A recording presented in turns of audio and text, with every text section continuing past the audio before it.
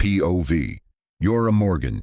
You inherit power over America's financial system. Your father didn't need a title. He was the system. You were not your father. Nobody told you that was the problem until it was too late. Part 1. The education that wasn't you. Grow up at a table where decisions are made, not because your father explains them, but because you are present when they happen. Dinner in the Morgan house isn't about school. It's about railroad reorganizations. It's about the specific mechanics of a failing trust company and why a particular banker in Philadelphia cannot be trusted. You absorb this before you have the vocabulary to name it. You understand very early that your father is not simply better than other men. He belongs to a different category. He walks into a room and men who are richer, older, and more decorated still adjust themselves around him, not because of a title he holds, no elected office, but because of his gravity. You can learn the language of that world. You cannot learn to be its gravity. Part 2. Presence versus possession. You graduate from Harvard in 1889. You join the London branch. For 8 years, you learn how capital moves between continents. You are methodical, careful, trusted. But at the end of every day, there is a feeling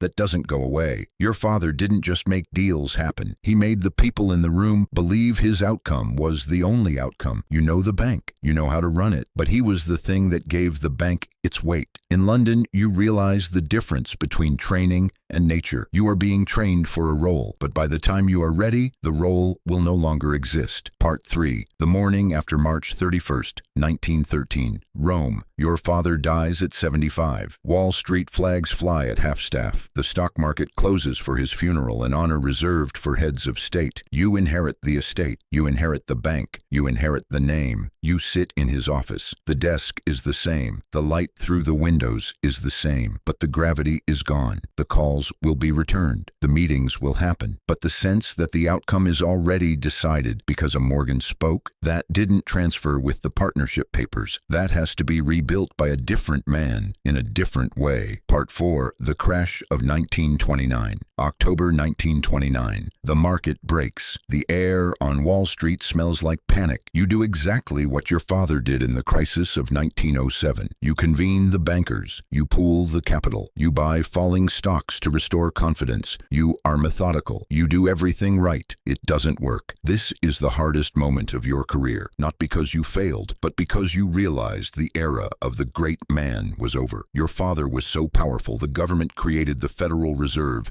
specifically to replace him. You are the heir who received the bank after the replacement was built. You aren't weaker than your father. The world just built laws to ensure no one could ever be that strong again. Part 5. The Silent Stewardship, 1933. The government signs the Banking Act. They cut the House of Morgan in half. Commercial banking stays with you. Investment banking becomes Morgan Stanley. You watch your father's name appear on a company you no longer control. History remembers the exception, the man who locked bankers in his library. It doesn't remember the decades of maintenance that follow. The after is not a story, it's administration. But as you reach 75, you understand the truth. Someone had to be the exception, but someone had to come after to prove the exception could be survived. Part 6. The Inheritance. You are not a lesser version of your father. You are the first version of something else. The banker who arrives after the legend. The system is sound. The name endures. That isn't a legend. It's the quieter, harder thing that makes the legend possible to survive. The system continues. It always does. If you enjoyed this video, subscribe for more finance stories.